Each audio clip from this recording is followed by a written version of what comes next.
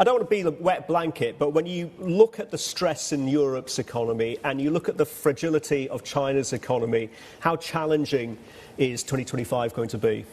Yeah, I mean, I think those economic indicators are true, but when you look at travel demand itself, you're seeing consistent growth across all geographies, including countries like China, Japan.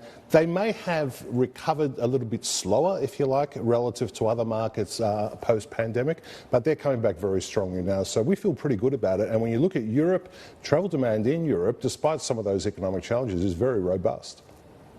So when I'm looking at the new flights coming on board this year, and they could either be reinstated back from pre-pandemic or just new routes, we're seeing the biggest growth coming between those flights linking Asia to Europe.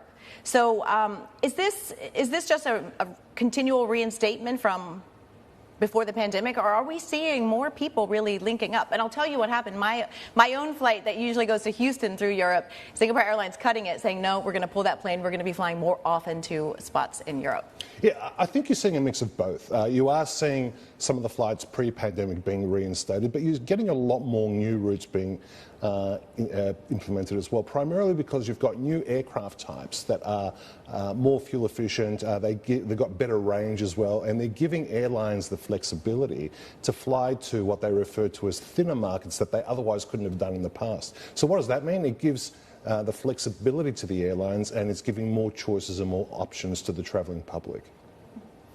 Theo, I was in India last year, and there was a lot of excitement, there still is, about this Middle East-India corridor, whether it's for business or hospitality or leisure. How vibrant do you think that's going to be for your members? Oh, I think from our point of view, it'll be extremely vibrant. You know, Air India is one of our member carriers, and they're seeing very strong demand there. That won't change anytime soon. And it is reflective of what you're seeing on a more global basis as well, and that is no exception, no doubt. So Star Alliance currently 25 members, and that's very helpful because then people like, regular travelers can then code share and use their points.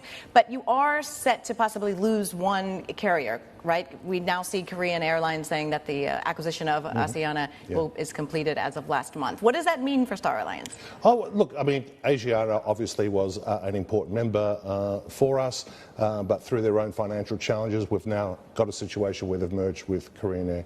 But we feel very good. We've got very strong presence in Korea. We have 16 member carriers that serve that market, and so we have a very strong footprint there. From our point of view, we are the largest alliance globally, and we cover 90% of the globe. Korea is one of those markets. So we've got the network and the coverage that we need. Our focus primarily now is all about the customer experience and making sure we're harmonising the experience across multiple member carriers.